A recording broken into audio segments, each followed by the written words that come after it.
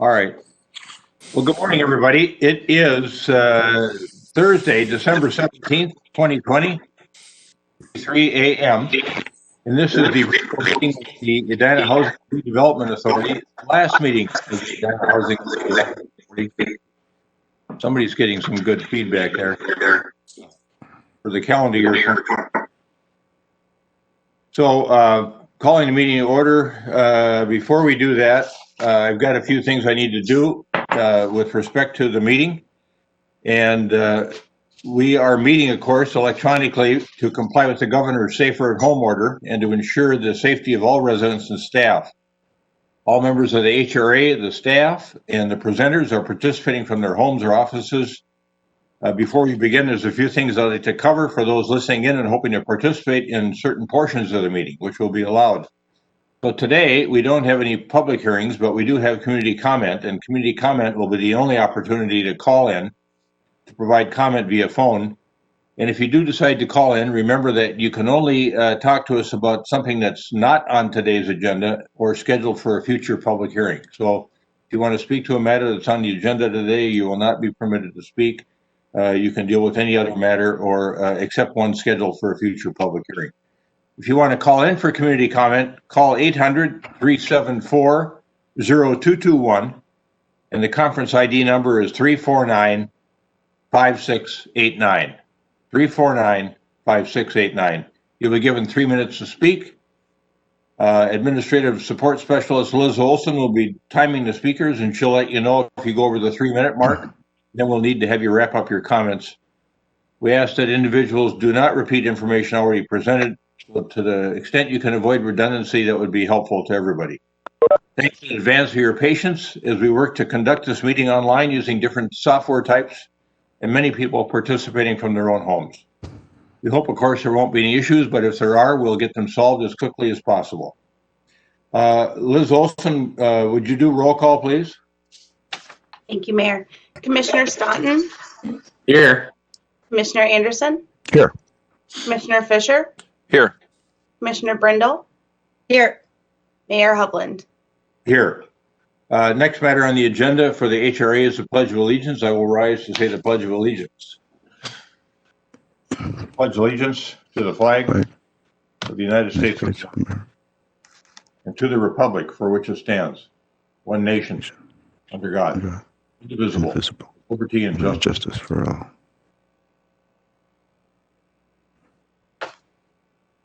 Thanks, everybody. We have a form of meeting agenda. The HRA meeting this morning. Is there anyone that wishes to modify the agenda in any form? Hearing nothing, is there a motion to approve the meeting agenda as shown? So moved. Second. Commissioner Fisher moves, Commissioner Anderson seconds. The approval of the meeting agenda. There's some background. Was there a question? Okay. I'm getting feedback here.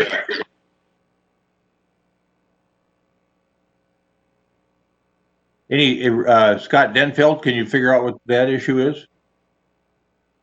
I don't have our participants just as having the meeting playing in the background, and so when they're unmuted, you can hear it, sir. Okay, thank you. All right, we've got a form of meeting agenda. We've got a motion and a second. Roll call, please, Ms. Olson, with respect to approval of the meeting agenda. Commissioner Staunton? Aye. Commissioner Anderson?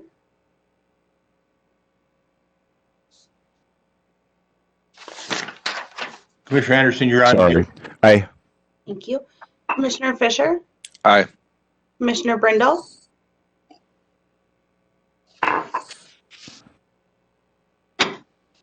Commissioner Brindle. Oh, you're on mute, Mary. Sorry. Aye. Thank you. Mayor Hovland? Aye. The form of meeting agenda is approved. Now we're going to go to community comment. And as I said earlier, if you'd like to speak about something that's not on today's agenda or scheduled for a future public hearing, you can call in now at 800-374-0221. Conference ID is 349-5689. Press *1 to speak. An operator will put you in the queue. You'll be muted until it's your turn to speak, and then you'll be given 3 minutes to speak.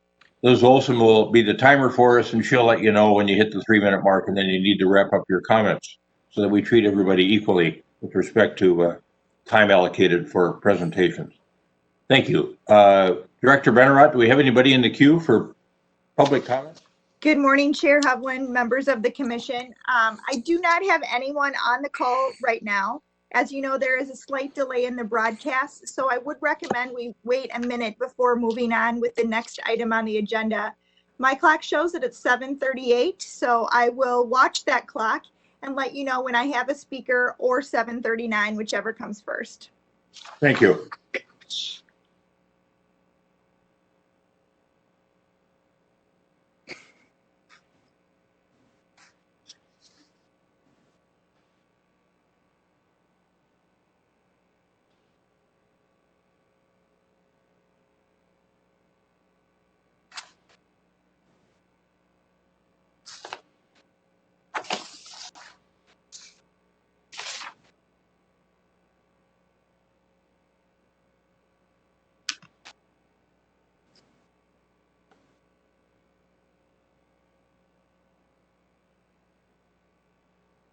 Clock now shows that it's 7:39, and I have no callers, so I think you may move forward with the agenda.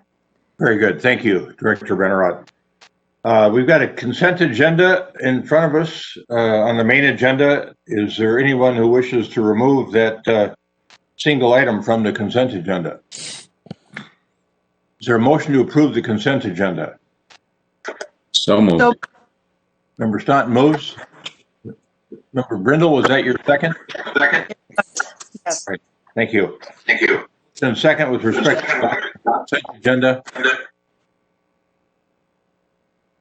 Any further discussion? Roll call, please, Ms. Olson.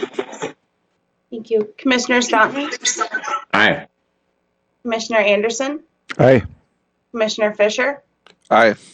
Commissioner Brindle. Aye. Mayor Hovland. Aye. The item on the consent agenda is approved.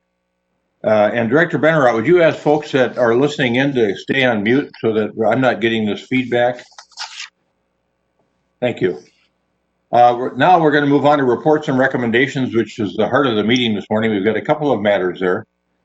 And Chad Miller has the first presentation, which involves some potential proposed public improvements in the Grandview district, which is something we've been working on for a while and anticipating, and it was interesting to read the preparation materials. So, Director Milner, go ahead. Thank you. Members of the HRA, thank you. Good morning. We're excited to present some, we think, are really great public improvements related to the Grandview district area. Really aligns with the vision documents you guys have previously worked on over many, many years. So excited to share these improvements. But just a summary, we were back in front of this body in June and July. And we discussed with you that a decision needs to be made regarding the funds in the Grandview 2 TIF districts. Those funds must be committed by June 26th of 2021. So we're just 6 months away. And we're recommending this morning a slate of public improvements using approximately $5.3 million of incremental property taxes. Share what those improvements are here over the next couple slides, and then I'll get into the details. Further details in the advancing slides. So we're recommending street reconstruction of Eden Avenue, Brookside Avenue. Eden Avenue recon would entail from Highway 100 to Grandview Square Road. There'd be a roundabout at Eden and Arcadia intersection with a move of the sanitary sewer lift station. We'd really want to improve that pedestrian experience. So multi-use trail on the south side with sidewalks on the north. There's some gaps there on Eden Avenue. And then we want to close that southbound on-ramp to 100. That's been a major safety issue in this district. And I'll get into those details a little bit more about that. The other slate of improvements is around the Grandview parking ramp. We want to improve the wayfinding signage and do a monument to that public parking ramp. Install LED lighting and cameras and do some structural improvements on that parking ramp. If I start with the Eden Avenue Arcadia area, this is the idea that we have that we want to advance is a roundabout. at the intersection of Arcadia and Eden. We have done and completed a traffic study that's in the packet material. And we want to close that on-ramp that we talked about. So if you see the big green X there in the corner, that's where we want to close that ramp. We have met with the owners, OLG in the southwest and the property owner in the northeast. We do have support. We're working through some easements. So if you see the trail here on the northeast, there's a potential easement there from this property owner, and then some additional easements. We already have easements with OLG in the corner, but there's some additional ones to make the roundabout work. So we're having those discussions. This area is MnDOT right away. They're comfortable releasing that property for us to use. The new lift station location would be over in this area. And then a thing I want to discuss with the HRA is a possible dedication to the Yancey family. If you go to other communities with roundabouts, they have structures and sculptures and landscaping within roundabouts, and this might be an opportunity to do some kind of dedication in the actual area of the Yancey family within this roundabout. So going a little more detail in the traffic study. So number 10 on the graphic is where the roundabout would be located. 9 is that location of the on-ramp to southbound 100. Number 4 is up at Arcadia and Vernon. And number 5 is where you exit off of Highway 100 from the north. This X is a sweeping free right off the ramp that we've talked about removing for a lot of time. And this we're looking at doing with the Vernon Avenue Bridge replacement that Hennepin County is doing. So in order to close this on-ramp, on a southbound on-ramp, we have some options. We can either build the roundabout without the slip ramp or close it. And instead of just going full forward with the closure that is supported by the traffic study, I'd like to test this closure in the spring of 2021. Then we would create documents with both options, test this in the spring. The major issues with testing it is the area up here labeled number 5. And it's just that left turn from traffic coming from east to access the ramp. So the traffic study says it'll work. I think we should close it, test it. MnDOT's comfortable doing that next spring. And then we could make a decision by June 1st on whether or not that ramp is closed. This is a little bit more of information up on Vernon. So if that test doesn't work, we still have an option of just striping a left turn lane here onto this on-ramp. And long-term, if we see issues when this bridge is replaced, and we know we want to add a bunch of pedestrian facilities and sidewalks along there, we could expand that bridge and add that dedicated left turn lane. So we have some options in the future. I mentioned those options. If that test is not successful of closure, this is roughly what it would look like. We could still do a little slip ramp onto that southbound ramp. The traffic study supports closing it, and I would like to test it and just verify that that is the case in the real world. Getting into the pedestrian improvements, this is looking eastbound on Eden Avenue, right at CP Rail. You can see that our pedestrian facilities are not very good here. We have one sidewalk that's in front of the bridge piers, right adjacent to the traveled lane. Cars are going by those pedestrians. There's nothing on the north side over here. So we're proposing that we adjust the slope paving on both sides, build retaining walls, and on the south side, put a multi-use trail behind those bridge piers. And on the north side, add sidewalks through this area, really improve that pedestrian environment. And those facilities would be continued all the way to the roundabout on both sides, and then all the way up to Grandview Square Road to the west. Here's an overview of what those pedestrians, here's Brookside, here's the new Avador, and those pedestrian facilities would go behind those bridge piers to create that separation from the traffic. And again, on the south side, that separation from the pedestrians from the traveled lanes with traffic. We did look at the very west end of this project. So the very west end, you know, we have some ideas in the Grandview transportation study to get rid of this intersection between the two gas stations and move it to the southwest. Budgets, we're proposing the number today that we don't want to go further past this because we don't know what this will entail in the future. We did lay out some concepts for a temporary adjustment to that intersection. We also laid out what it would look like in the future. So we know whatever we're proposing here this morning would not affect any future plans. We don't want to do that work next year. Switching gears over to the Grandview parking ramp. We looked at a couple options to create transition between the two layers of the parking ramp within the parking ramp footprint and along adjacent to the south side. Today, you have to access the ramp. Each layer has its own entrance and exit on the north end of the ramp. We looked at one option to put in a slip ramp, or not a slip ramp, but vertical separation between these ramps in this west-east area of the parking ramp. We learned that this structure is built with pre-stressed concrete, and that's very difficult to cut through those cables that are in the concrete, create this ramp, but also protect our water treatment plant that's in the structure. This option we've determined is a no-go for those difficulties. We also looked at the south side of the ramp. So this is Jerry's Hardware. This is their back loading dock. So there's a little alley along that side that goes east-west before you go underneath the parking ramp. So we looked at putting a slip ramp over the top of that ramp or that alley. And again, the space between the face of the ramp and the face of the building just wouldn't work. Again, we have those issues with the pre-stressed concrete. And we have issues that alley is just completely full of underground utilities. So building the foundations to support this would be very difficult. So again, we said this is a no-go for future consideration. What's still potentially available is this concept from the Grandview Transportation Plan. Recall we got an easement between Jerry's and the Avador. We have the back alley and Brookside Avenue. And we could still make a connection to one of the levels back here in this concept. But again, this slip ramp idea up is just not feasible with all the issues I previously discussed.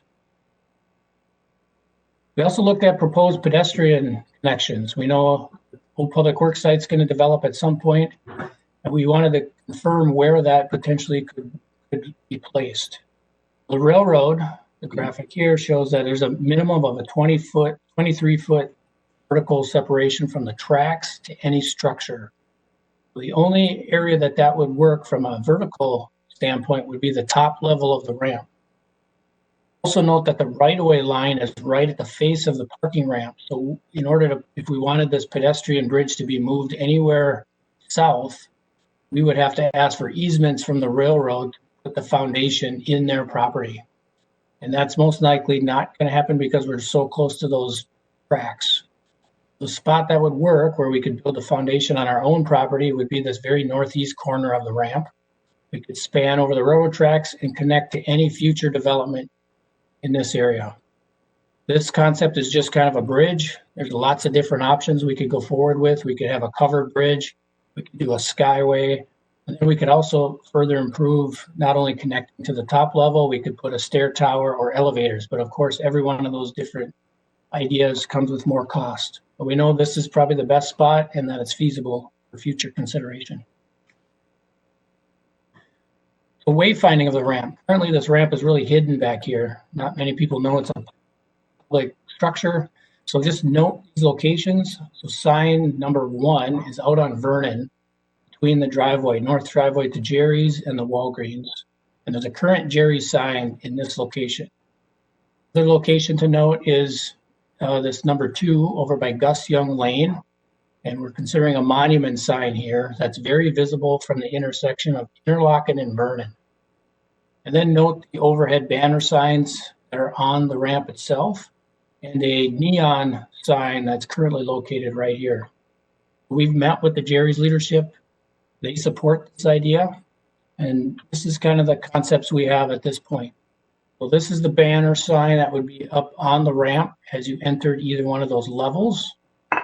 This sign is what we're asking if Jerry's would allow us to attach beneath their Jerry's business sign on Vernon, point back to the east to the public parking. We just wanted simple black and blue and white graphics. And this was the monument sign that would be over by Gus Young Lane. We would take one parking stall away from that area, install lighting, and then have this monument sign. And these signs are backlit with lighting, so they are visible at night. So what are the costs of all these public improvements and how would the Grandview 2 district pay for it? All this stuff associated with Eden Avenue, Brookside, and the sanitary sewer roundabout would be included. And with engineering, we're estimating $4.3 million. And then all the ramp improvements we talked about, lighting, the signage, the wayfinding is about $1 million. It's estimated with engineering. The total project costs that we're suggesting is $5.3 million.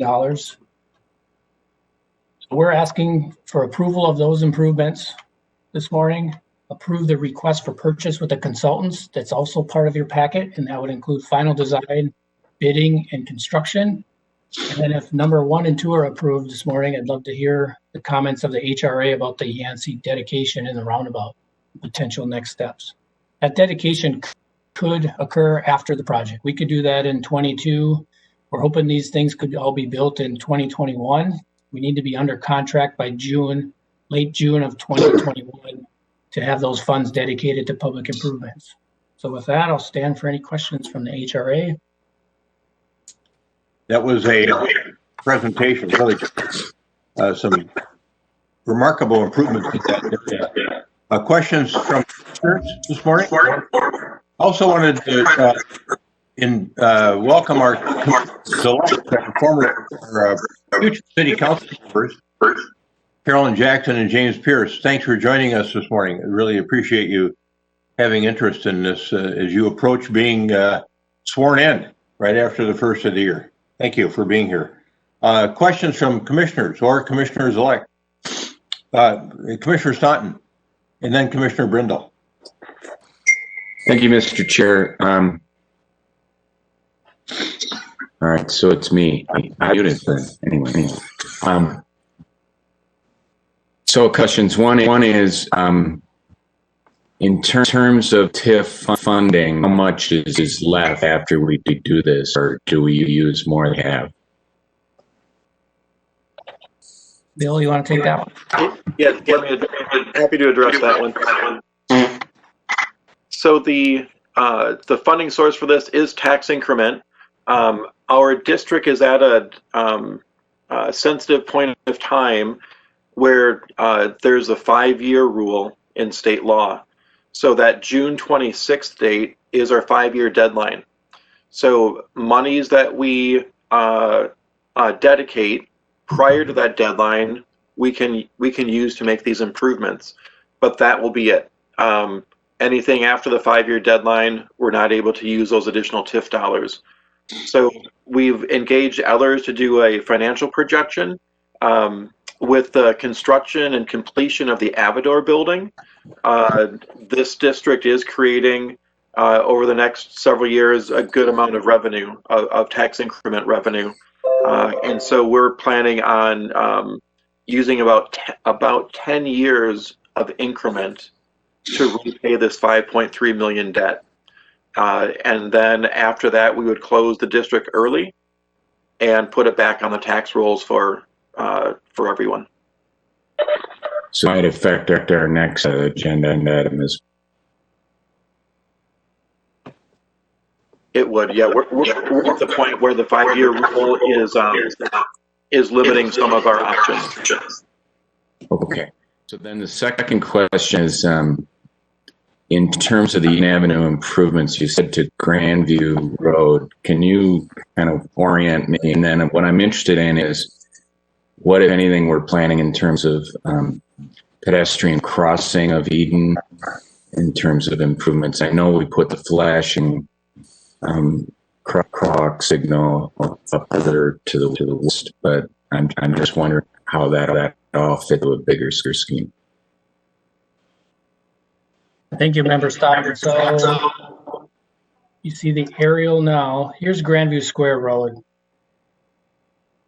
So we would end the project right here, not affect any of the future adjustments, right? It's our idea for a Sure. Here and that. So we would project limits is from here up to the Highway 100 ramp. Now, can you point out where the current pedestrian crossing with the flashers is? It's right here. Okay. So that would stay in place. We would adjust it.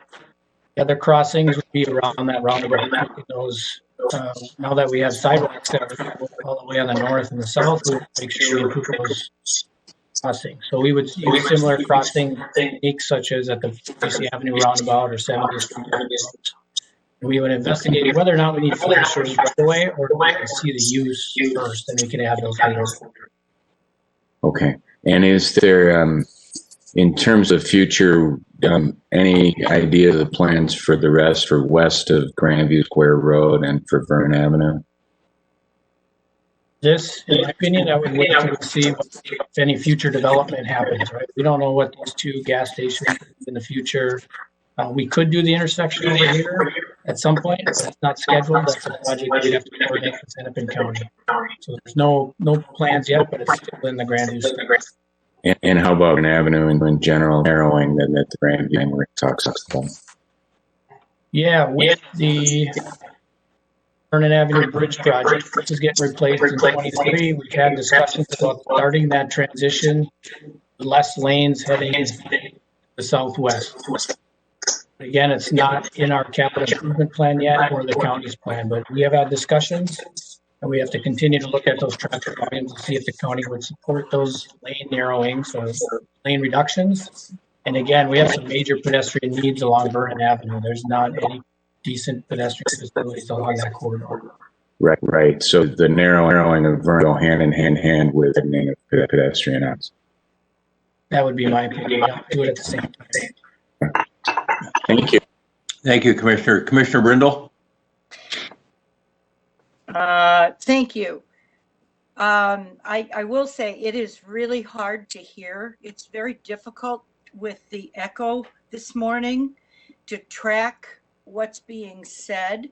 So I have no idea what's causing it, but I hope we can fix it. So can everybody hear me? Yeah, you're not echoing at all. You're okay. coming through very clear. I don't know if it was something with Member Staunton's. I think it is. We're working on it. Okay, great.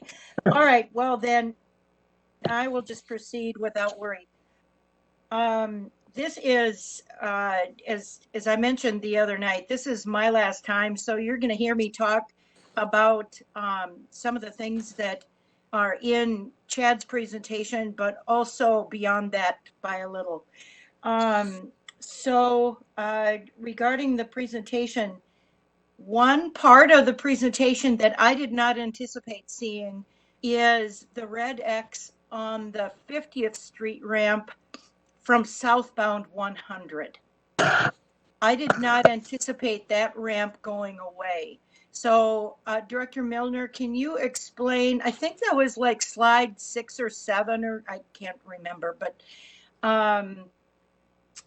the southbound ramp that comes to 50th Street and merges onto Vernon right at the Hawthorne. Yep, this one up here. Yes, I did not anticipate seeing that. Can you explain that, please? Yeah, that's been in the transportation plan since that was adopted in 2016. We've been looking for opportunities because you think about how fast cars are coming. Yep. Right here, it's very hard to see. There's a crosswalk, the sidewalk. So cars are coming very quickly, and we want to remove that. I'm looking at the opportunity to do that when the bridge is done, and then just move that right turn lane up here. 5. Okay. Turn. It's much safer for pedestrians. We're not proposing this with this work. All right. So I had forgotten about that in the transportation plan, and seeing this didn't make me look back at it. I apologize for that. So we would not lose that ramp. We would just reposition it. Exactly. Okay. All right. Wonderful. Thank you. So pedestrian access on Eden Avenue beneath the bridge that is so awkward. It, I think, is slide number 9. That is so much needed. I have seen, particularly in the winter, people trying to navigate this, and they're in a motorized wheelchair. So they're coming up the sidewalk along the frontage road right by Our Lady of Grace, and then they are going west on Eden here with snow, trying to get themselves up to Jerry's. And it's just, that is so needed. I'm very happy to see that those plans are in place, and to have it be as extensive as a shared multi-use trail, I think is wonderful. And then Bill Neuendorf, in looking at the funding, one thing you said, and I want to be sure to understand, is the revenue from the TIF district. This is what I thought I heard, and you can tell me if I understood it correctly. And that is that this project of 5.3 million would use the revenue in the TIF district plus the revenue that is collected in the next 10 years in this TIF district. Can you make sure that I understood that correctly? Yes, that's exactly correct. At this point, this TIF district started collecting money just this past year. So right now there's a fund balance of about $90,000 in that range. It's less than 100,000. So we're just getting started on this one. So we'll pledge those about the next 10 years of incremental taxes to pay for these improvements. Scott, you had something to add? Yeah, Mr. Chair, I wanted just to clarify with Bill that when you're talking about the next kind of leveraging the next 10 years of TIF in this district, that's based on no additional development on the Grandview site, right? That's based on just the current taxes flowing mostly out of the Avador. Is that correct? That's a good clarification, and yes, that is correct. We wanted to be really conservative. It's infrequent where the city uses TIF debt. We normally use a pay-as-you-go type arrangement. So in this case, there's an opportunity to fund these public improvements. We've been talking about them for many, many years, and now's our chance to actually build them and get them paid for. But we did want it to be very conservative so that we don't add any unnecessary debt to the city, nor put it at any risk of not paying. So right now we've assumed that nothing else happens in the district. And in reality, I think over the next couple of years, things will happen. So I think we're very conservative in this manner. And I think that's important for the HRA members to know, because you're going to have a discussion about the former public works site in a little bit. This doesn't compromise any sort of TIF flow that would come out of that development in the future, should there be one. Okay, so this TIF district doesn't end in June. It just means we've met our commitment to do something by that deadline to do something. That's correct. Super. Okay, so Director Milner, can you please put up the map that shows Gus Young Lane? I don't care what else is on the map. I just want to show the movement. Okay, that's a good one. All right, so I've been thinking about Gus Young Lane and whether it's necessary. I don't know. I'm not convinced it's necessary. I almost think, and this is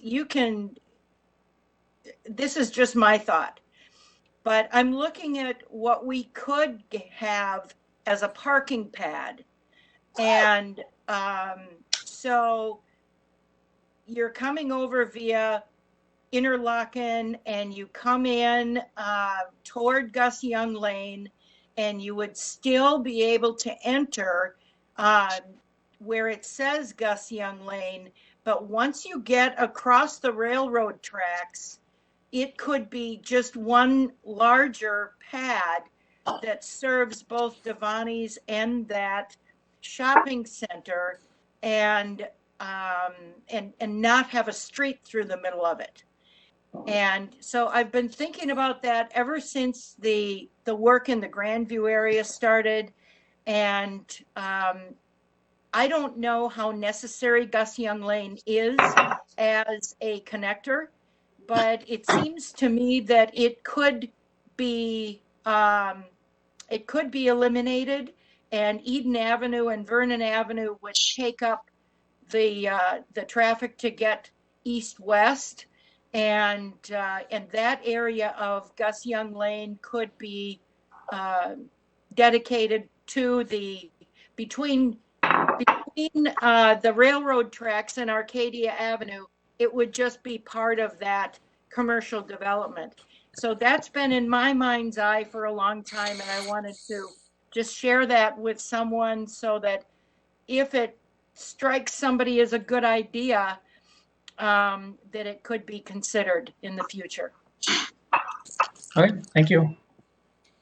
Can we do it? Well, maybe we should look at traffic counts through there, because it strikes me that that's a pretty heavily used little 1 block stretch through there from the liquor store over to Arcadia.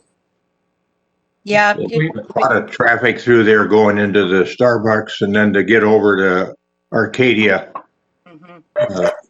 So I don't know. I understand what Commissioner Brindle's talking about, but it requires some analysis. Certainly an idea. Sure. Well, that was certainly one of the things in the Grandview framework we contemplated, is if that building that the Starbucks is located in were ever to turn around and face the south to whatever development was there. Right. And maybe the Devani's pulls around face Vernon Avenue, then you have a logical field between the two, or kind of structure between. Yeah. Okay. Thank you. All right. Other commissioners? That's what I had. Thank you. Commissioner Fisher? Thank you, Chair. So I would just say on Mary's comment, in general, when we look at the Grandview area, we need to think about more streets, not fewer streets. Because to make this into a pedestrian environment, we have to break up create a grid. There's really no grid there, and that's why we have all of the traffic going around the perimeter. In this case, Mary has an excellent point, and I think Kevin pointed it out, that if we can create a new east-west street just north of Public Works or on what is now Public Works, and figure all that out, and that's why all of that discussion about slip ramps on the Jerry's parking ramp is important, because to make that east-west street work, we can't enter the ramp at 2 levels.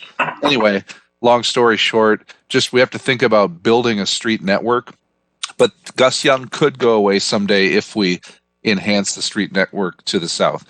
The main, so all of this is great, Chad. Thank you for the presentation. It's really forwarding the goals of the district, and a lot of good thought.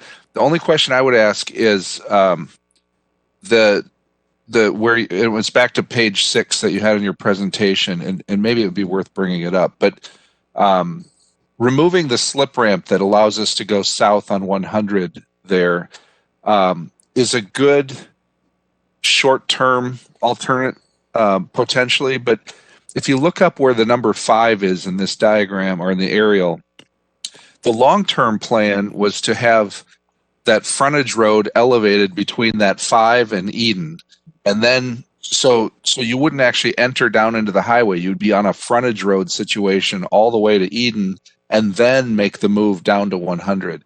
Is the work that you would contemplate doing now, that wouldn't eliminate that possibility in the long-term future, correct? Correct. It would still be an option. We're just closing this area. Concept you're talking about, this frontage road would shift a little bit to the east, create a new intersection here, and then you'd access the ramp. So you could still use all the ramp. You just build a little extra piece here to get that vertical from the bridge elevation down to the ramp elevation. So correct. It wouldn't prohibit anything in the future. And the work that we'd be doing on Vernon with the turn lanes and all that would all play right into that. So it's actually a perfect solution. We can make short-term safety changes. We still have long-term traffic movement improvements. So I like it. If we, as long as all of that still is possible, I think that's perfect. It is. Thanks. All right. Thank you. That slide 6, I had just had a follow-on question to leave that one up there. Would you, Chad, that slide 6? it dealt with Commissioner Brindle's question about, I think the use of the word repositioning, that slip ramp that runs, you're coming up the ramp southbound 100, you get off on 50th and Vernon, and then you're on a single pathway until you get to the fork in the road, so to speak, and then you can slip to the right or you can go straight ahead. When you said reposition that slip lane that runs along the front of the sound wall, what did you mean by that? At first, I thought you meant eliminate that ramp and just everybody have to come straight ahead southbound to Vernon. But then when you used the word repositioning, I thought, well, maybe you were still thinking there would be a slip ramp there to the west. Yeah, great question. We would, when I say reposition, we would create a right turn lane in this grass area. So we would use the ramp to put it here. So you can see now there's no right turn lane on the arrows. Right. We'd create a right turn lane that comes up to the corner. Then you'd make a 90-degree right turn on the Vernon. So this intersection would be updated, new signals, and space for a right turn lane versus this slip lane where you never have to slow down. And then there's that crosswalk that's really a safety issue today. Mm-hmm. And so once you eliminate that slip lane, then you capture all that natural area. Yeah, exactly. That becomes an area that's MnDOT right away, and we could talk to them about what's that look like in the future. Yeah, it would be a beautiful place to do some great landscaping enhancements as you come into Edina from the north. Correct. That whole sense of welcome to Edina with signage, I think signage and wildflowers, natural grasses, make a great first impression, or at least this is the opportunity to make a great first impression. Mr. Chair? Yes, Member Fisher. As long as this aerial's up, and you just made such a great comment, it was like a light bulb went off for me. That might be where we celebrate the Yanceys, because it's closer to where their farmstead was. You could literally get there as a pedestrian in a safe way. And there's an overlook element there where you might have a photo of where the farm was and you can compare it to what you're looking at today. And that might be a real gateway opportunity. I mean, I love the idea of the roundabout. It's just hard to get in the middle of a roundabout and learn anything or see anything. So it's just a thought. I don't think we have to decide any of that tonight, but I like that staff's thinking about that. All right, good. Yeah, great point. Mr. Chair. Other commissioner thoughts here? Yes, Mr. Pierce. I did have a question on that same slide, but first, I do think this is an awesome presentation, Chad, and just the way that you lay out the benefits and the risk, I think, was very clear to follow. The only question I had is coming down Vernon. One was where you're moving that slip ramp. And so if you could, I'm not sure, I've walked that path before, and I'm not sure, I've walked the city hall on that path before. And I'm not sure with moving the slip ramp whether pedestrian traffic will flow down Vernon. Sure, great question. So today there's only a sidewalk on the north side. You're coming, you can see the crosswalk there. MnDOT improved those ramps. Here's the crosswalk. So if we remove this ramp, you're basically doing the same movement. The sidewalk would just continue through and attach here to the current sidewalk. And then with so no having to cross that traffic at that little. Exactly. Got it. Okay. You would only cross right here at a controlled intersection with a traffic signal. Got it. Okay. And then the other is further back on Vernon. I think it's across from Eden. So there's that apartment complex there, and you see people walking that path and then having to cross that wide intersection. There you go. If they're trying to go to Jerry's or continuing on to Starbucks. So in that intersection, is there anything planned there to make that a safer intersection just because of the width of it?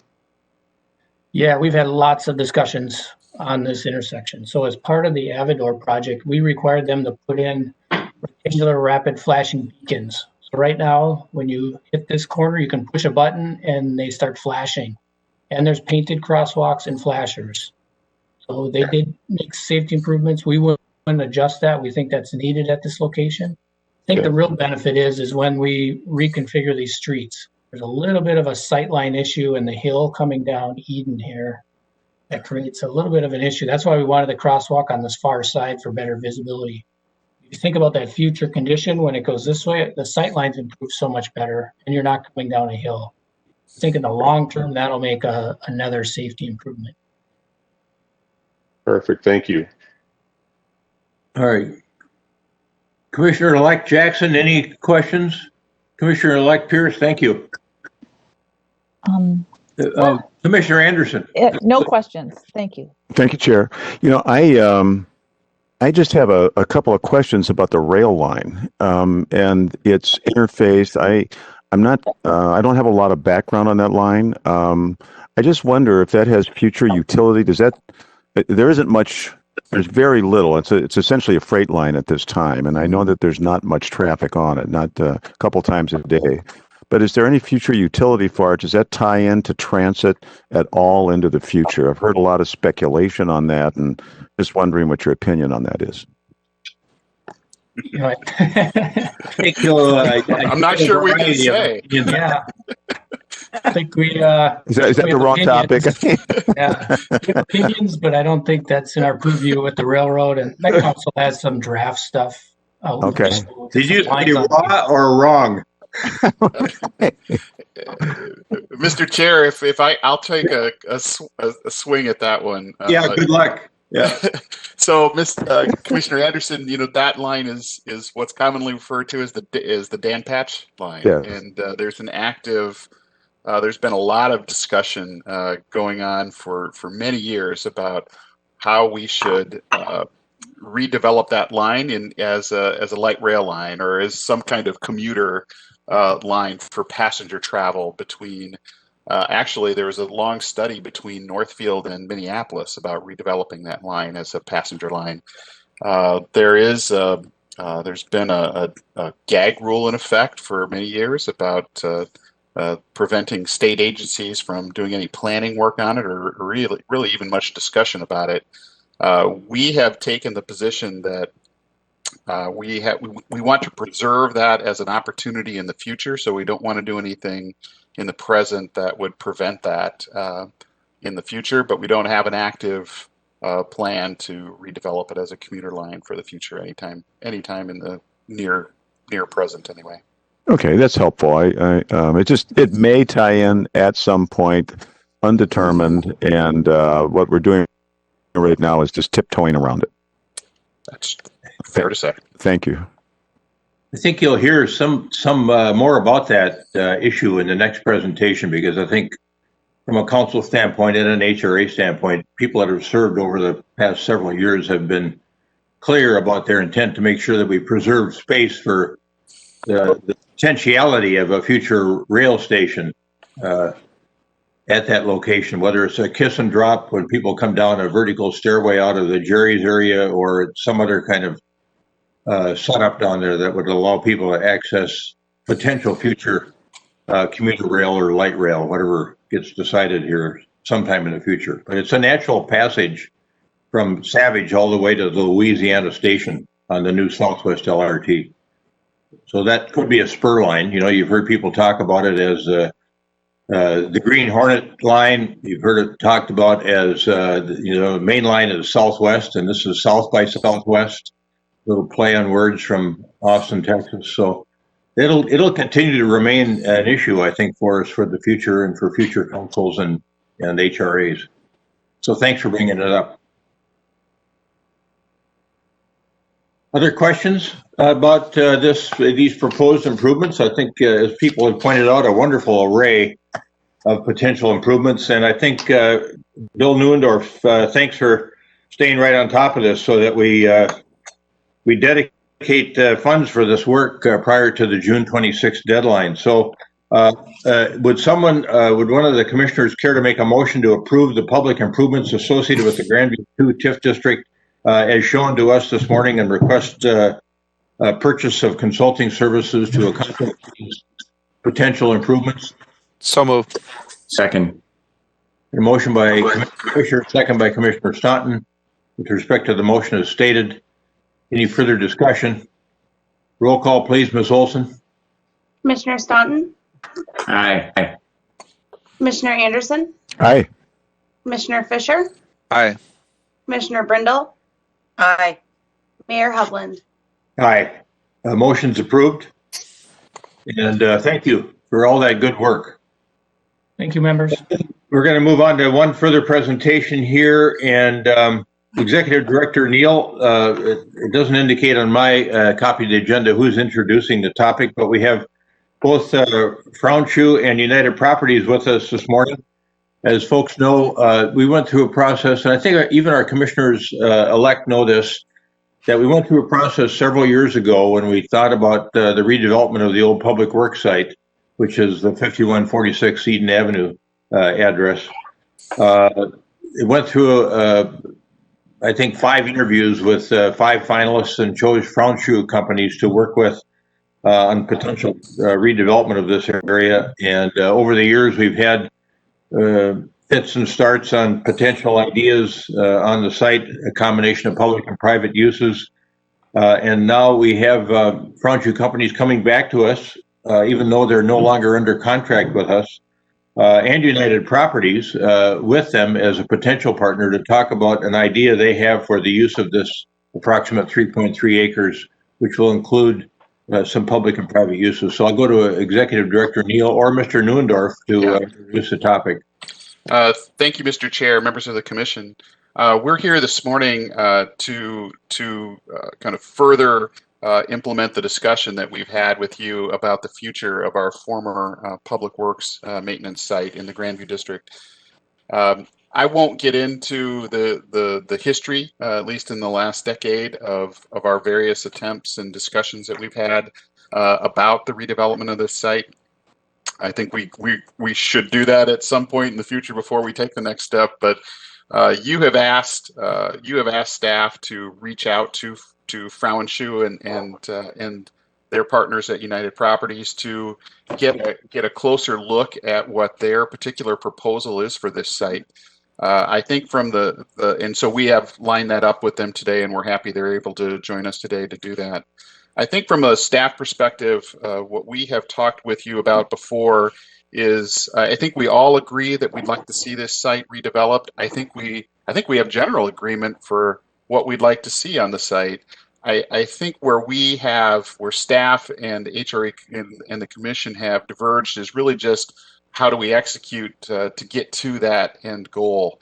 Do we do it through a bilateral partnership with a specific developer, or do we try to accomplish it through some kind of competitive market process, RFP process? That takes longer, but we're here today to hear a particular focused presentation, and with that, I think Mr. Neuendorf will give a more detailed introduction to what we're going to hear today. Thank you, Director Neal. Yes, thanks. Let's see. Are you able to see the screen? Is it coming up properly? It's coming up. Okay, great. So this morning, I'll keep my remarks brief, but we wanted to update you on the status of where we are with some of the other studies about this site. And then we wanted to turn the floor over to the team at Frauenschuh and United Properties to share their concept and provide a few minutes of question and answer time. Ultimately, we'll shift the conversation back to the HRA board. Today, the staff does not, we've not queued this up for any type of action. But as Mr. Neal had mentioned, it would be helpful to staff to get some direction of how you would like us to proceed in the new year.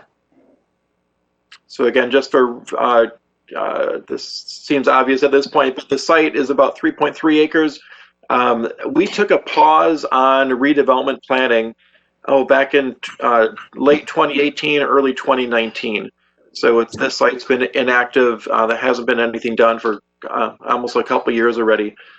It's about 3 acres. For our incoming members, there's been more than a decade of community input and planning on this site. We've taken a run at it on several different occasions, trying to find if there's a need for a public facility on this site. We looked at big facilities, we looked at small facilities. About a year ago, we had a report from a fire safety consultant that recommends that in the next 5 or 10 years, the city build a fire station number 3 to better serve the northern edge of Edina and the northeastern portion of Edina. And this is one site that might be a good site for that. Over the years, even while the city has taken a pause on this site, there's continued to be interest on the private sector. Our partners at Franchu have continually showed their interest and ability to do something here when the city was ready. We've also had unsolicited interest from other developers as well. But in 2021, it's our staff recommendation that we do something and move forward on this site. So this morning, I wanted to provide a brief update on 2 pending projects, 2 pending studies. So about 5 years ago, the 5 Bugles consulting team that was engaged by our fire department issued a study making 2 key recommendations. And one of them affected this portion of Edina. They recommended that we build a new fire station at some point, 5 or 10 years away.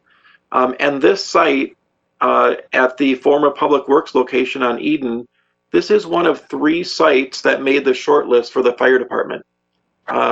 We looked at several different areas in the community, all of them north of Highway 100, most of them east of Highway 100. And this remained in the running as one place. It's not the best place, it's not the worst place, but it could work for the fire department. So we're still waiting further study from the 5 Bugles team to clarify where this site might stack up as a location for a 3rd fire station. And then one point of clarification, the initial study from 5 Bugles suggested that we needed about 4 acres of land for a fire station. We've asked them to re-look at how you build a fire station in a first-ring suburb. Many fire stations in the area are built on a 1/4 acre of land. Our main fire station with, I think, 6 parking stalls is built on less than 1 acre. This station that they're recommending would have 2 stalls. So any future site need would be much smaller than 4 acres. And the second piece I wanted to just remind folks of this morning, at our last meeting in December, you heard the presentation from the Housing Task Force, a group that's been together for far more than a year studying the future housing needs of the community. When we first put activity on this site on hold, it was to hear the final recommendations of that group, so that we could better inform how this land might be used best to meet the community needs. And 2 key takeaways from that study. It's a very, very long study. So this is in 3 bullet points. It's hard to consolidate, but the study basically found an ongoing need for new housing at both market rate, but also at low to moderate incomes to serve both seniors in the community as well as families. So there's a wide variety of need out there. They did specifically identify that there's a need for ownership opportunities in addition to rental. We've had so many rental units come online, which certainly address an unmet need, but an ownership opportunity was also suggested in that task force report. One important clarification, though, is that study was written on behalf of the entire community, so it had no specific recommendation for this particular site. So that's another piece to keep in mind. So that's a little bit about the background as far as what brought us to today. I wanted to turn it over to Dave Anderson at Franju Companies. Dave is joined by Dean Williamson, also with Franju, and Bill Catter with United Properties. They've got their architectural team at Pope Architects and have a presentation to update you with. Let me stop sharing my screen, and then Dave, you should be able to share yours. And after Dave is finished presenting, he and his team are available for question and answer before we turn it back to the HRA for the board discussion.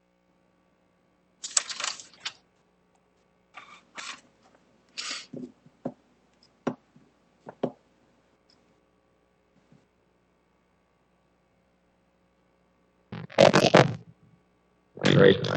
Bill, thank you, Bill. Appreciate that introduction. Good morning, commissioners.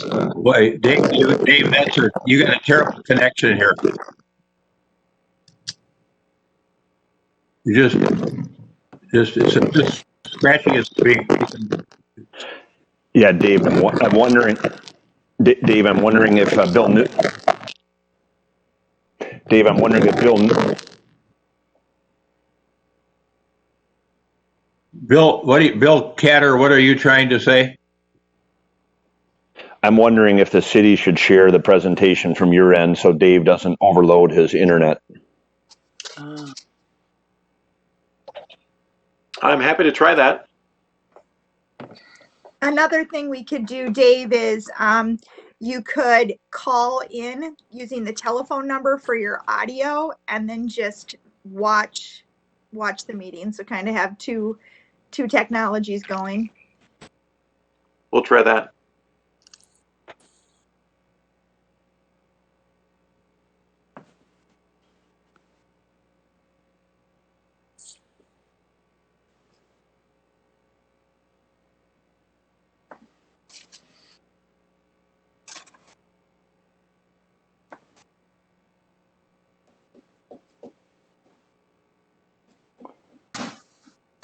The joys of home internet.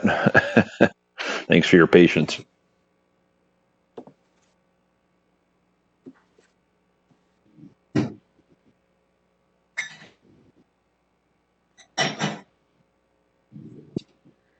Well, Bill, I suppose one alternative is that you could do it. It sounds like you've got a good connection. Yeah, let's give Dave just a couple of minutes.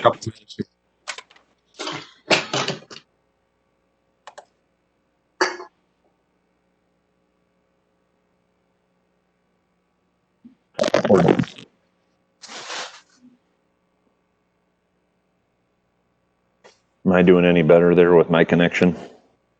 Yours is good. Yours is solid. Mayor, is the audio better at this point? No, Dave, it's just awful. No, that's really tough, Dave. Dean, yeah, Dave, it's really tough. Dean, are you able to step in and run with it to start, or do you want me to try? Really, I think you should try to disconnect and rejoin. That often helps in these issues. Or just, Dave, don't use video. Just share your screen and turn your video off. That might help. Yeah, I was thinking if he tries calling back in without video. I don't think it's an internet bandwidth issue. There's something that's just not connecting with his audio, and he just either needs to reconnect or try the phone or someone else talk. It's not like cutting in and out. It's just bad audio. Can you guys hear us okay? Dean, we can hear you. Perfect. Perfect. I pulled. Good morning, everyone. Sorry about the audio. There he is. Yeah, and here Bill was leading us to believe that Dave was at home unless he's moved in with Dean or vice versa. Well, quick background switch. Yeah, here we are. No, we're glad to be here. Thank you. And the wonders of technology for sure. So thanks for your patience. Let's see. So we do want to get the presentation up on screen here. And give us one moment.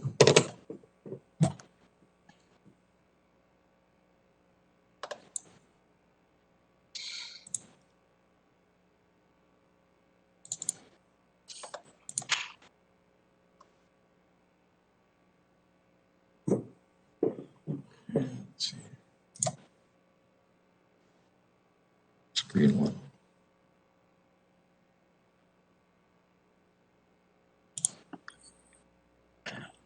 There we go. That's your desktop. That's your desktop. That's a good way to start, Dean. Yeah, that is a good Thank way you. to start.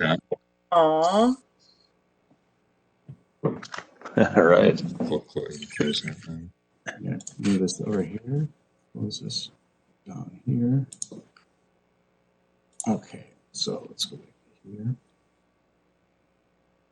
Pull this up. Yeah.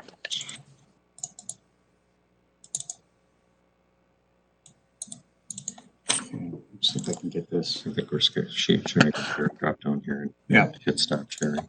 There we go. Yeah. And move this over here once. Yeah. All right. Let's see. I'd like to share. And then we'll screen to where Scott is. If you can't get yours to work, Dave and Dean, I can pull it up on my screen. Why don't you do that real quick, Bill? That'd be great. And then Dave and Dean, let us know if you can see what Bill pulls up, and then you can Bill can operate the slideshow while you guys do the talking.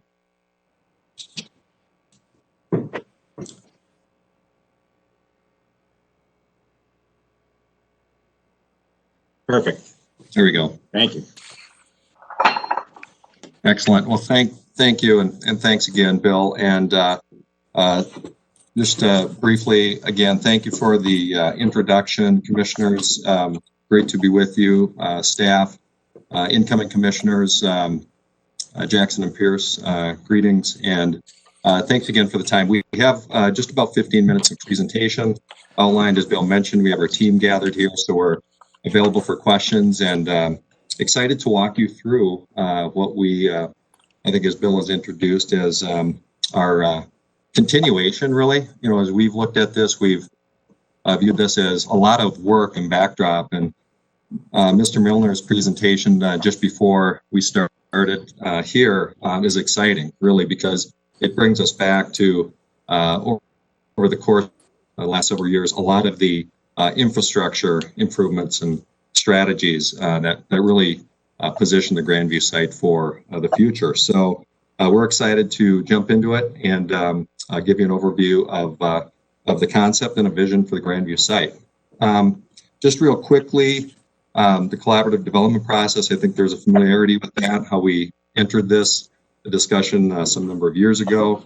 We've learned a lot over the period of time. We've looked at different concepts for development of the site: 100% public, 100% private, 60% public, 40% private. Really, the charge in previous efforts was really to bring together a concept that had that public and private ownership and use. And what we've continued on in our review and view of opportunities in the market is how we can bring some economic advancement of the site, along with some desired use in the city, and also bring some public benefits to the project and the site. So we'll walk you through that. Bill, to the next slide, if you could. So just that backdrop, and important to mention, you know, we have a 3.3 acre site. It's infill. So previously looking at 60% and public and 40% ownership. I think Bill touched on it. You know, we found that, you know, there were certain elements to that posed questions about how that happens, about the economics of that possibility and what have you. And that was the point at which there was a pause in the discussion. And while that occurred and contemplation of continued potential went on, we continued as well to look at market potential of the site, our strong familiarity with the Grandview area, demands in the area, demographics of the community, and so forth, were things that we continued to envision and bring together, building off a lot of what was even discussed in the previous presentation. So take it to. So in that pause, we have pulled together and we're very excited about this. We pulled together a great team. What we're excited about is the fact that this team has a working history together. Just briefly, Frauenschuh and United Properties both are stakeholders in the Edina community at many levels, residents, business owners, investors. We're here and have been here. We've collaborated on very innovative projects in the market, a couple of which you may be aware of. TRIA, the TRIA Orthopedic Center at 494 in France being one project. Centerpoint Energy downtown at 5th and Nicollet. Just another example of how we've came together and innovated and drove great projects in the market. So we're excited to be here again with you today.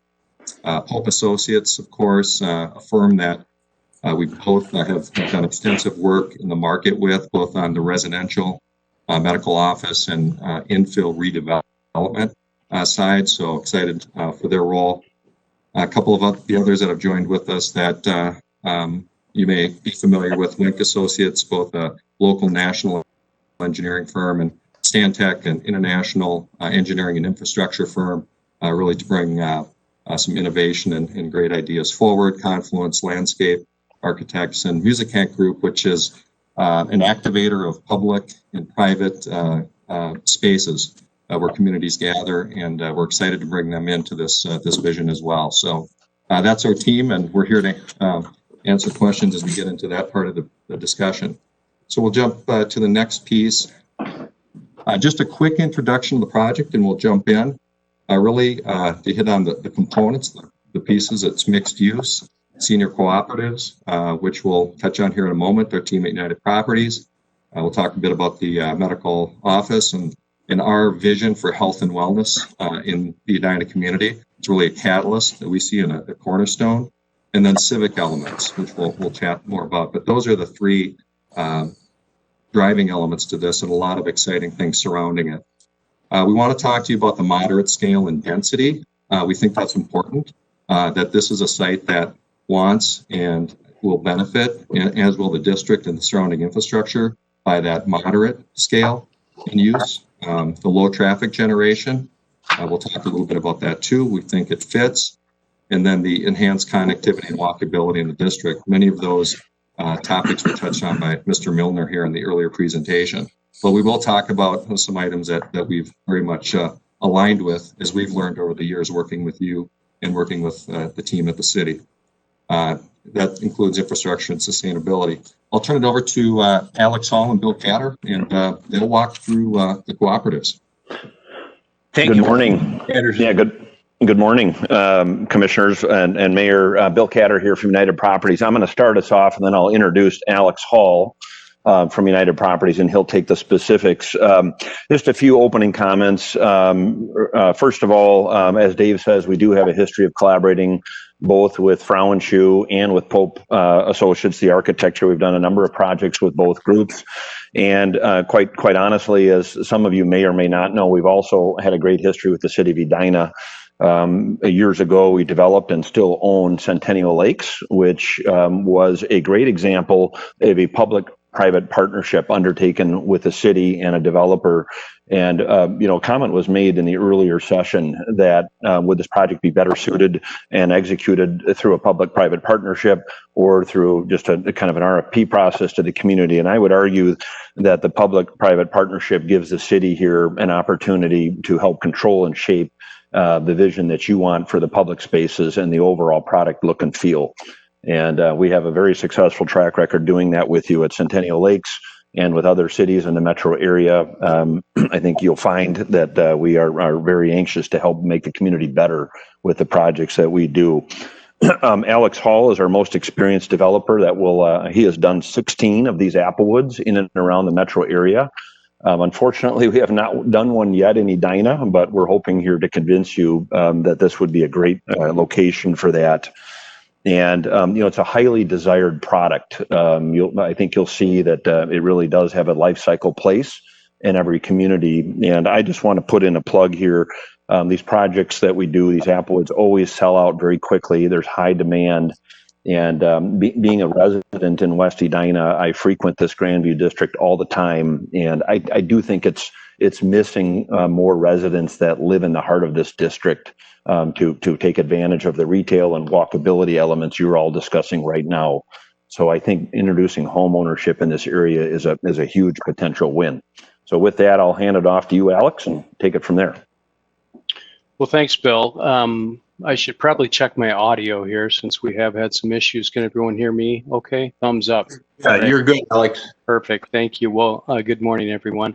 I won't spend a lot of time going through the mechanics of what a co-op is, but if there's questions at the end of the presentation, I'd be happy to dig into those as well. But just a little background following up on what Bill said. We started our first, developed our first co-op back in 2004. So we've developed and opened 16 to date, all of which are full with waiting lists. We've got one under construction right now in Eden Prairie, and then we're pursuing actively 3 other sites. Most of you are probably familiar with co-ops, given the fact that Edina actually is the was the location of the first co-op in Minnesota, and that's 7500 York. I'm sure everyone is very familiar with that community and the success. I believe last time we checked, the wait list to get in to 7500 York was several years if you're looking to get into a 2-bedroom type unit. So real testament to the success and acceptance of senior co-ops in the metro area. Just touching a little bit on demand here, a Maxfield report concluded, at 76% of housing demand in Edina over the next 5 years will be for age-restricted housing types.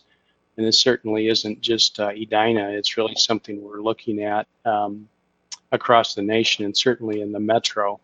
Just looking at this slide here gives you a snapshot of where that demand is coming from. We've been operating or developing under an environment here in the past 20 years quite successfully. In fact, seeing growth of about 71% of that demographic 70-year-old and above. And I don't know if some of you may have heard the term silver tsunami here, but that is what we're facing here in the next 25 years with that demographic really exploding about 130% over the next 25 years. And so that is what developers and cities need to come together and address that need, because that's certainly where the demand is going to be coming from. As far as this specific site and cooperatives, it is going to be a little more of an expensive site to develop given the challenges of the site. You've got the site falling off, I think, roughly 30 feet from north to south, and it is a fairly tight site, which will result in most of the parking being under the building.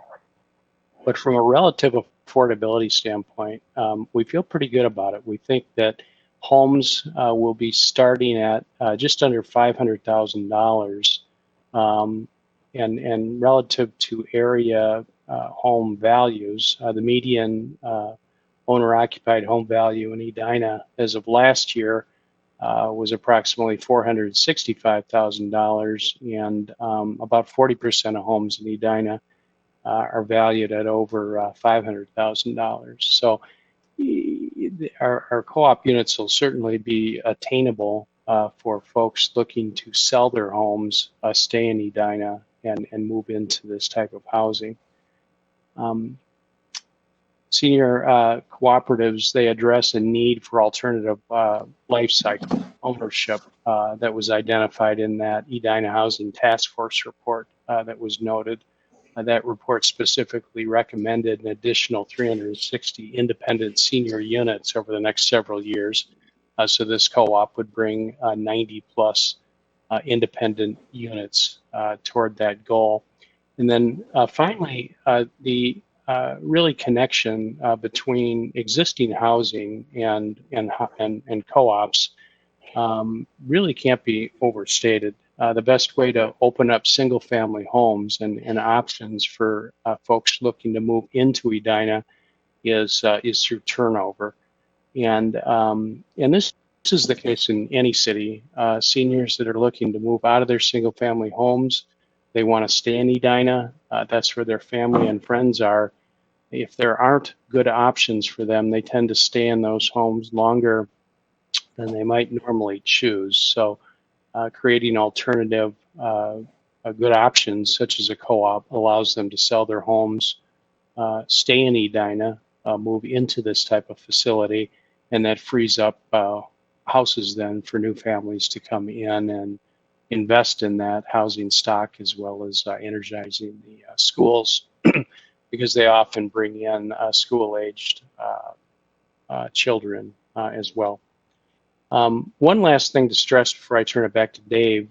There's been a lot of discussion, very interesting, sitting in on the discussion previous to this presentation on traffic and some of the challenges down here. And it's worth noting that this kind of moderate density proposed use here is really probably the lowest traffic generating use for multifamily. Not probably, it certainly is. We're looking at, and we've done multiple studies here, traffic studies, that show a co-op is going to generate just about half of what market rate apartment would generate. So it is for sale housing. And with that, I'll turn that back to Dave and be happy to dig into any of the specifics at the end of the presentation if people have questions. Sure. Thank you, Alex. And now we'll touch on a bit just on the medical office and the health and wellness piece. Thanks, Dave. Good morning there, Chair Hovland and commissioners and staff. Morning.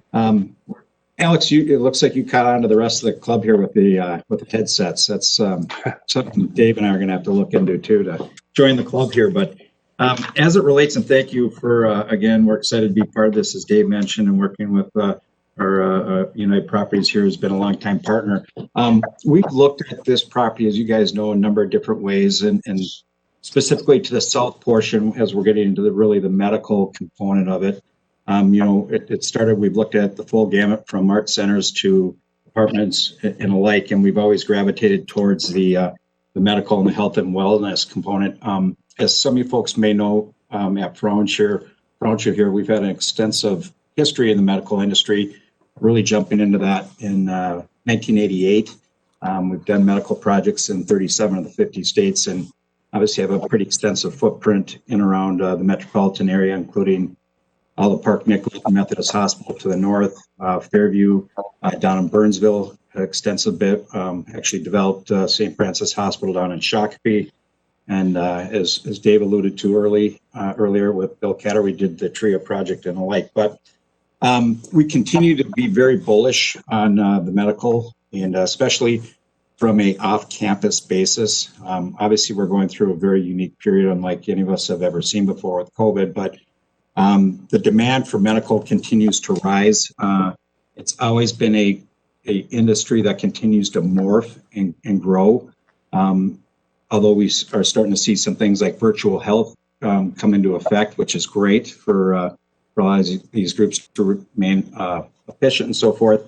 Medical in Edina area continues to grow. You've got a lot of large stakeholders. I mentioned Alina, Fairview, Park Nicollet, all have stakeholders, and there's a lot of independents that are within the industry. We just finished up a project for Twin City Orthopedics, as you guys know, in 2018. They're in the southern portion of Edina there. But a lot of the independents remain very strong and bullish and continue to kind of reposition how they deliver their services. We currently have 3 projects under construction right now, so that activity level has not slowed down at all, which is a great thing, I guess, to continue to serve the community and patients at large. As I mentioned, COVID has just been one of the things, as we've seen over the years, especially within the large hospitals, with the way reimbursements are set up, you're starting to see a lot more of these ancillary facilities. We've been building a lot of ASCs. So a lot of these surgeries are done off campus, again, from infection, from a recovery basis and alike. That trend will continue to go. And then with that, as we see just state-of-the-art facilities and technology and functionality become a key piece to the delivery of medicine. It's really been an exciting time, and again, continue to go through. And I think on the backside of all this too, I was on a call a couple days ago with folks over at Fairview and Methodist Hospital, just talking about the change in the delivery model. That's the one thing they've taken during COVID is how do we reposition ourselves in the future, not only for a future, hopefully we never experience a pandemic again, but it's kind of a good wake-up call to just say, how do we continue to do things better? How do we continue to deliver medicine? So back to this parcel, we really think this is a great opportunity. Edina has a lot of scattering of medical uses, and this is we think a great site to pull a lot of functions together. Obviously, everybody knows there's a close presence there with Edina Family Physicians has an office located nearby. It's actually a bifurcated practice in two different buildings, old Mr. Steak and the old Harvey Hansen building, as I call them. I'm kind of dating myself there, but and then with Park Nicollet to the north, and then as I mentioned, all the folks are really down around that France Avenue, even down in the 169 corridor, where we've got our Abbott Northwestern Specialty Care building. So with that backdrop, I want to turn our friends over at Pope to help start walking through really the components that we're looking at and get a look at some of the pictures that we want to present in front of you today. Thank you. Say, Dean, we need to kind of keep this moving ahead so that the HRA has time to discuss your proposal For sure. before they got a break. Great. Go ahead, Paul. Paul, if you want to go ahead and just spin through those, that'd be really great. This is Brian Myers from Pope Architects. I think I'll be talking through this briefly with you. I think you're familiar with the site. We won't talk much about that, but just as an introduction, the senior cooperative is shown on the north end of the site here. That's 90 to 100 units and with structured parking below. In the center of the site, we're proposing a plaza green, about 15,000 square feet. And then at the south end is the medical office building Dean was just talking about, 35 to 45,000 square feet, 160 structured parking spaces. We have the next slide. We'll look quickly at these. So this is just a close-up, a view from the southeast. And what we're showing here is that this medical office building on the south has an entrance along Eden at the very southwest corner of the site, and there's a connection as it moves around the site. There you can see it as we look at it from the southwest, that green space, and this boulevard or green pedestrian connection there on Eden connect across under that bridge as we were just shown by the engineer. And we have entrance to the lower parking off of Eden. We come around the building and head north towards that Plaza Green. And the Plaza Green sits just below a courtyard for the senior housing. And it wraps around, as you can see, at the north end of the site, a possible pedestrian ramp or walkway, I should say, across the rail, as was just discussed as well. So the idea is there's some green public space on the south. There's a larger plaza in the center that opens to the east, and future development we know is going to happen on the east across Arcadia. And then it's finally connected again at the north. We take one more slide and look at this. This is from the north looking south and southwest. Our Lady of Grace campus there is on the left side, and Arcadia slopes down to that. So on the north end, we have sort of a pedestrian way, a Wooner courtyard that serves as the entrance to the co-op. And it also allows emergency vehicle turnaround and just a wider, more gracious sort of pedestrian connection, because we know this east-west connection is an important part of the whole vision for Grandview. The co-op itself has a 5-story on the east side and 6-story on the west side, and that allows this potential for a rooftop amenity. And it again has almost all the parking on the site below grade. There's some surface parking at the medical office building. Great. We can stop there, and if you'd like to ask questions, we'd be happy to answer them. Thanks, Brian. All right, thank you. Questions from commissioners? Comments?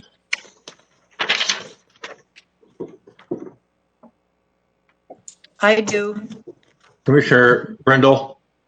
Thank you. Looking at the housing, so two questions. One is this 100% senior co-op, or is it a combination of low income to market rate as well as senior? And then is there a reason why it wouldn't be taller? We saw some renditions of a little more height in the past. And if we were able to have a broader age range or market range in the housing, could it be taller? Alex, do you want me to take a first shot at that? Sure. Yep. Yeah. So I believe, Commissioner Brindle, that the underlying HUD financing of this project requires that it is age restricted. However, there is room to do affordable in the unit mix. That would serve a much lower wealth or income resident. So I think there is a way to accomplish the affordability objectives here within the senior setting. And I would say the height issue is worth further discussion. I'd say at the moment, the height of this building allows it to be delivered as a stick frame construction method, which manages the overall cost of the project. And we know from our work with the seniors around the metro area that they're very sensitive to pricing. And if this turns into a concrete structure, the unit pricing goes up immediately about 20 to 25%. And then it has a direct impact on who can afford this and whether they can afford to sell their home and move into this. It becomes a little more luxury oriented, which is not our purpose here. Our purpose is to try to deliver units in a pricing range that allows existing houses to be turned over in the community. So that would be my high level answer there. It's worth talking about further, but that was not the initial thought we had. All right. So underground is the parking pad underground complete from Eden Avenue all the way to the Wooners, or is the underground parking only under the residential? I could answer that if you like. There's a single level of underground parking under the senior co-op. There's one level above that that's for guest parking that's accessed off the Wooners. And then there's a level of underground parking adjacent to the medical office building with surface on top. So the other way of answering that is it isn't continuous, but it's only interrupted by that public green. The public green is literally on the earth and doesn't have parking underneath it. Okay, thank you. So there is underground parking under each, and it's dedicated to each and not connected. Okay. That's correct. All right. And then the building that is facing Eden, and that is just to be certain, that building is a private commercial building, correct? Yes. Yep. You're talking about the entire H-shaped structure that we're looking at right now? Mm-hmm. Yes, that is. I understand. Well, the H to me is the residential. I'm Correct. talking about the commercial building. Oh. And the commercial building here is entirely commercial and entirely private. There's no public in that building right now, right? As I'm looking at it. Yeah, Commissioner Brindle, will answer that, Dave Anderson. Yeah, this is designed right now, and this would, as we talked about, the medical office use would be planned for this building as it is shown there. So that's about 40 to 45,000 square feet that you're seeing, and parks with about 190 parking spaces in that structure that Mr. Larson just talked about. Okay, so where's the public space in this design, in the entire 3.3 acres? Where's the public space? Commissioner, so the Plaza Green, as you're seeing on this slide, that green area, this would be open public space, about 15,000 square feet of open plaza area. Now, this could be activated, could be programmed, and that's really as shown. Now, the upper portion of the site along the north edge, also that what we've referred to as a WNRF and the pedestrian bridge, as you see there, yes, on that visual. This area, certainly can be activated. The way we've envisioned this is that in the future, should the development to the north redevelop or reposition, that we've created an infrastructure or a template in which that property could orient itself to that WNRF pedestrian way and become more of an active public element connecting east to west. So we've given thought to that. So I think we want that those elements to permeate through the site and get that east-west connection, unlock the potential of the Brookside parking ramp. We heard about some of the infrastructure expense and cost, those capital and deferred maintenance costs never, but I think if we get the activation and use of that infrastructure, it lends itself well with the economic activity here on this site. All right, and one of our goals that I think we have to keep in mind is access to public transportation, and making sure there's public there's recognition in here that the transit way that exists here. There's bus along Eden Avenue. There's the rail that could in the future become or accommodate passenger rail. So it's going to be important along here that access for the public for the use for transit be a priority on this site. So I'm not seeing it here, but that's just because you're not showing that. But I think as this goes forward, if it's going to go forward, I think we're going to need to see, the HRA is going to need to see how does this site facilitate public access to public transit. Yeah. Bill, and thank you, Commissioner. And Bill, if we could go just back 2 slides, do from the southeast, or maybe just the next slide. Thank you. Commissioner, and we didn't get a chance to touch on the slide on the 7 guiding principles, but I just want to mention that and make sure you understand we have not lost sight of that. We really went back to the principles and checked this concept against those principles.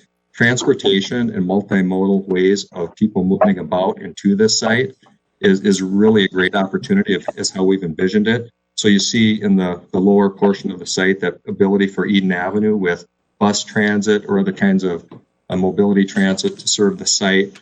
Pedestrian, as we talked about, Mr. Milner, we're creating better access up Eden for pedestrians. And as you see with the Plaza Green and the pedestrian bridge coming from the Brookside ramp, we envision ways for folks to find their way through to points of the site, near the rail.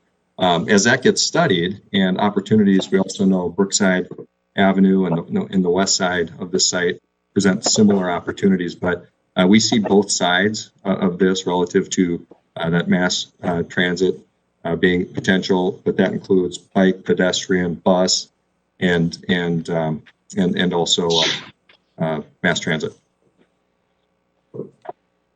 Okay, thank you.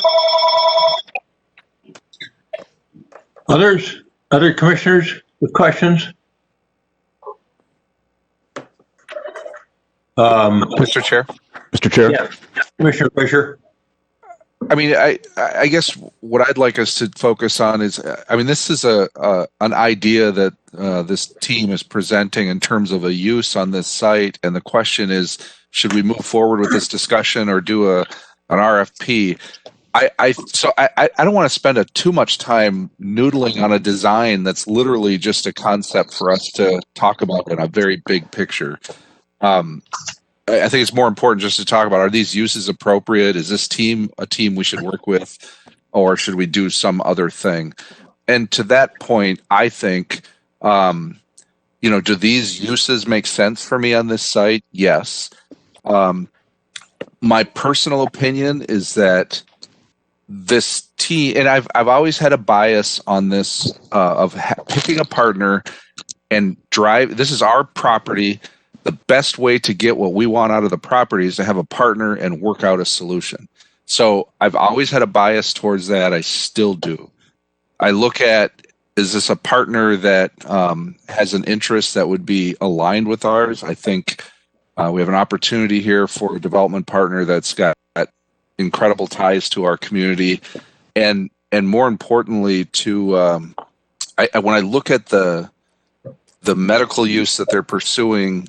And I know, we probably can't talk about tenants and all that, but my gut tells me that there's always been this connection with another Edina business down the street that would then potentially cause some dominoes to fall on the redevelopment of the whole Grandview area. I think all of those are reasons to consider this idea, this team, for some period of time before we go out and start over. And that's the piece I just think we got to get to on this in the short time we have today. Is that worth doing? And I think it is. And I'd like to hear what other people think. So I think these uses are reasonable. I don't know. I mean, I haven't had enough time to look at the design, and that's going to be an ongoing thing with whoever we're working with. So I'll leave it at that. All right. Thank you, Commissioner. Yes. I have a process question. In previous discussions, we've talked about a public transportation station, actually, and then also the fire station. How do we make a decision about those public uses and potentially for this site, and determining whether to go with a developer here? I don't know the steps that we go through. Let me take a stab at that one. So regarding the fire station needs, we're still identifying what those needs are and how they can best be met. So that question is still an open question. I think early in the new year, I think we'll have some additional clarity on what the fire department needs in the future will be. And then regarding a public transit station or a more major investment. Unfortunately, that was an idea that was left on the wayside. So with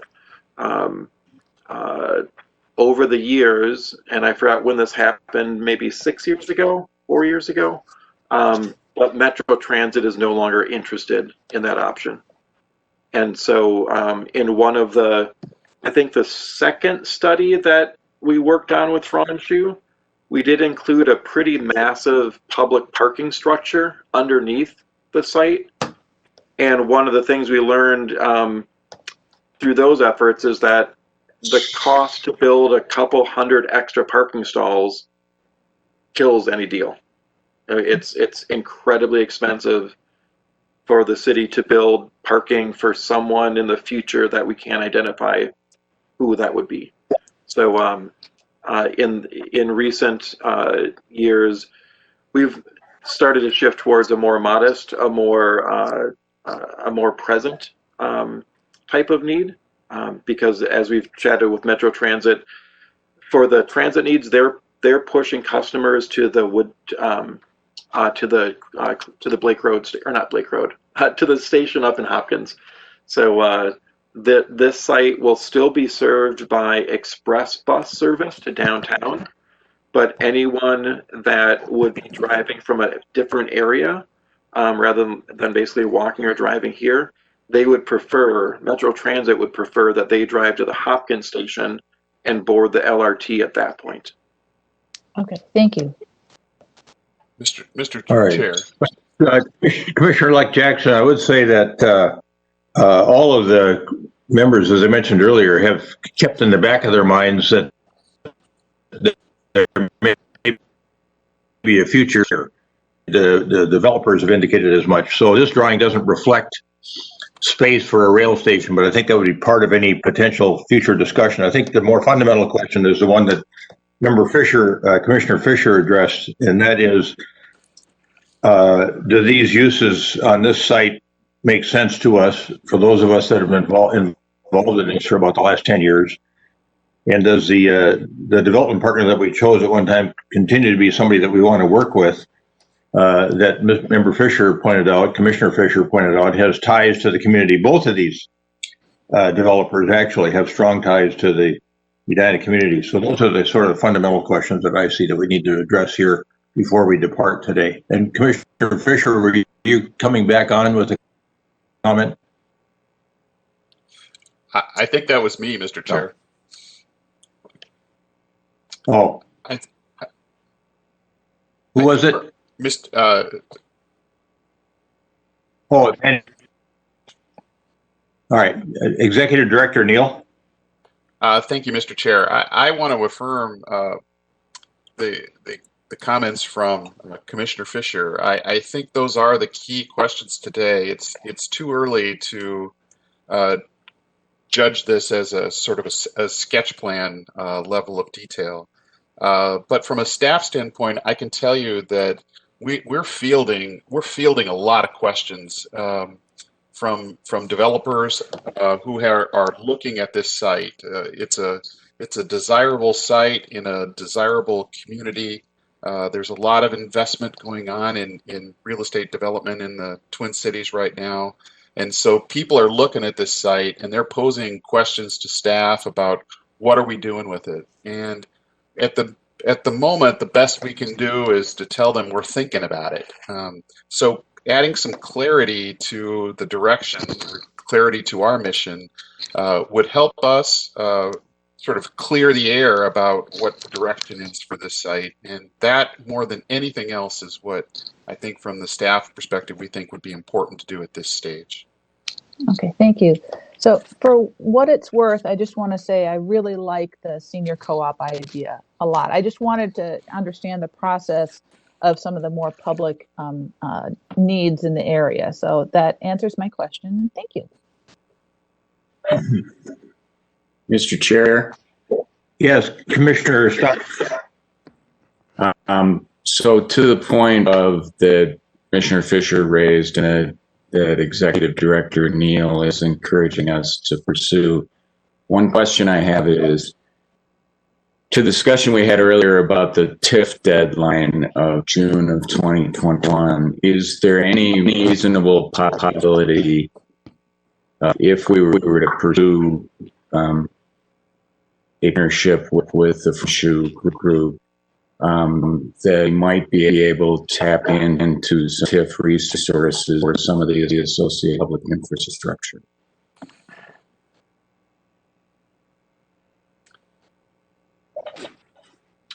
Member Staunton, that is something we have looked into and considered over the last year and a half. We think it's highly unlikely to happen in that time frame. The deadline is firm, June 26th of next year, and the bar that must be met to use additional TIF funding is to have a real estate deal negotiated, zoning approval, and a contract in place to redevelop, as well as issuing a TIF note or a TIF pledge. So typically that amount of work takes between a year and a half. And so to have all that done by June 26th, I think would be extraordinarily difficult. Yeah, not. I would say not possible. Even if we were going to seek special legislation, we'd never have it in place by that time. Okay, that would be one factor there that would weigh in favor of working with you if we could make it happen faster. But it's like that we've run out of time on that.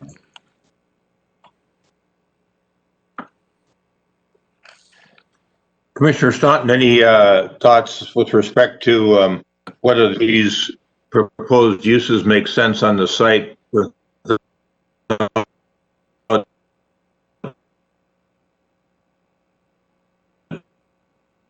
term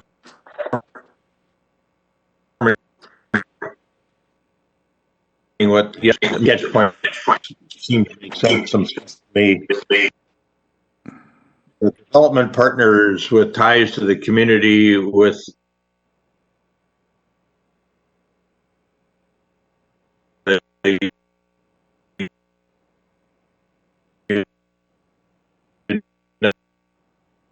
United being very so I'm willing to think about moving forward with these two developers, but I want other people's thoughts as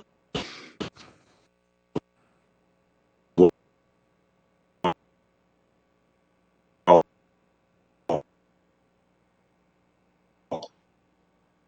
Because there certainly is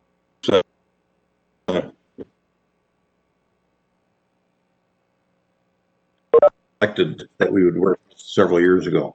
So, Commissioner Staunton, some thoughts there?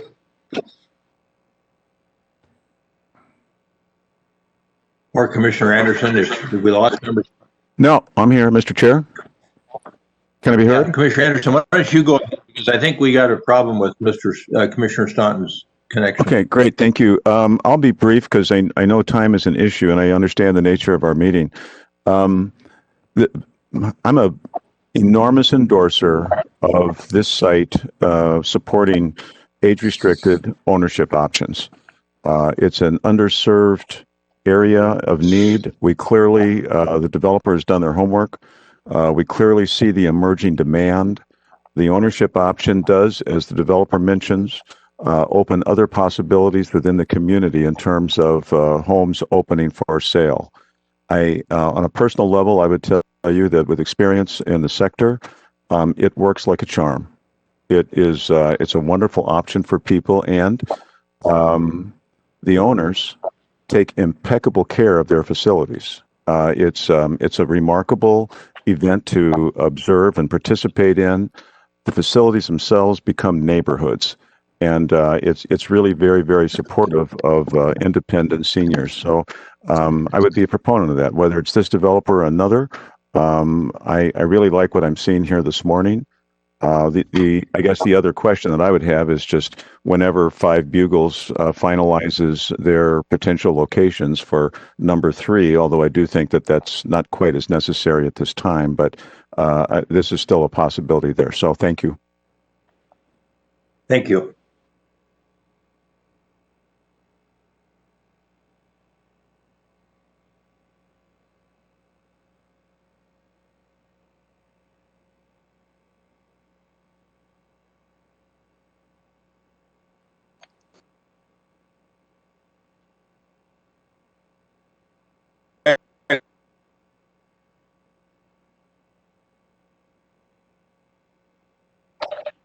I'm not able to hear Jim.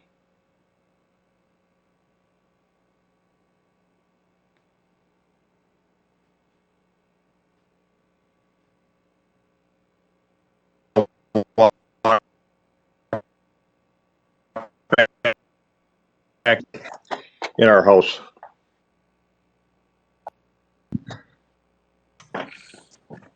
We can see it now. Yeah, I'm going back to another spot. This meeting has not been the easiest from a technical perspective. I will just go on record as saying that. And this is your last public meeting? So everybody's. So everybody's unfrozen now. Maybe that was me that froze up. There's just not enough room in the pipe, I guess, for all of the activity that's going on. Commissioner Fisher's indicated, I think, his thoughts here, and Commissioner Anderson has indicated, I think, impliedly, he'd be willing to go forward with this idea with this developer, at least pursue it to see where we can go with it in terms of a potential plan that involves both public and private uses. Commissioner Staunton and Commissioner Brindle, we still need to hear from the two of them. And Mr. Chair, can you hear me? We can. All right, I shut off my video because I think there's too much bandwidth being used in our facility here. So what I would say is I agree with Commissioner Anderson's notion about the kind of age-restricted ownership and the moderate size or city. Medical use makes sense from what the perspective of Commissioner Fisher discussed, the potential or ripple effect of the district and redevelopment. As this goes along, I think there's going to need to be discussion about the various apportionments on the site and the parking, et cetera. But I take the point they're not trying to design it now. This is a group that has spent a lot of time studying this, and so I'm willing to go ahead with Fremshu at this point to try and discuss more details on this side of the mix of uses that is discussing here. I do. We're going to have at some point to Executive Director Neal's point, the interest in it. Figure out if we're not going to do some kind of request for proposals, what if a fair financial arrangements, as ultimately it's a bit down the road, but without some kind of competitive process, we just have to come up with a different way of making sure that the city is getting the right value for this parcel. So I'm prepared to go ahead and discuss this further, and that kind of summarizes my view on it. All right, thank you, Commissioner Staunton. Commissioner Anderson, do I take from your comments that you're willing to go forward with this group to run this notion to ground here and see what happens? You do, yes. I think we've got a good potential plan here. Okay, and Commissioner Brindle?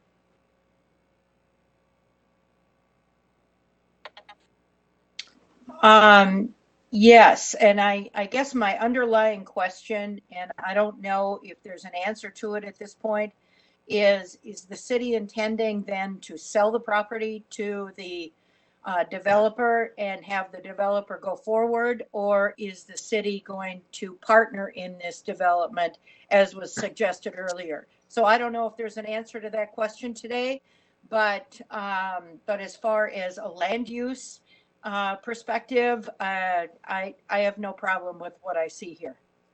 Yeah, I think that's another issue to be determined.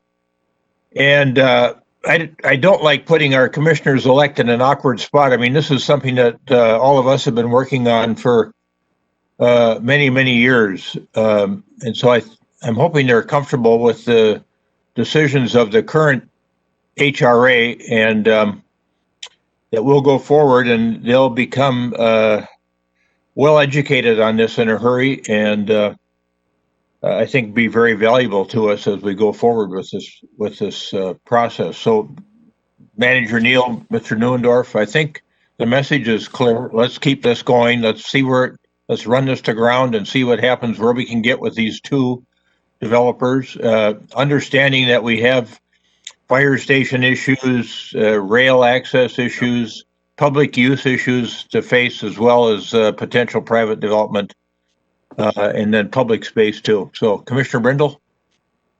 So we heard from Carolyn Jackson, but we haven't heard from James Pierce on his opinion of this land use. At least I don't think we have. So if we we have not. I think that would be good in this conversation. Yeah, so thanks, Mary. This is James. And I'll be brief. really what resonated with me is Mike's comments about being purposeful and understanding the phase we're in and the role in terms of the decisions that we're trying to make today. We're pretty early in the process, and so I think there takes a few more iterations to get to a point of design, if you will. But in principle, I love the idea. I think there are features in terms of usage in this area that make a lot of sense, given the housing that's around there. And then this idea of, I think we talked about it earlier, with our affordable housing, I do have a sense that we are slanted too much towards just rentals versus ownership. And I do think if we can find a way to add more ownership, as in this recommendation, that would be very well received by the community. So if I were voting today, I would certainly be in approval of continuing this with this effort.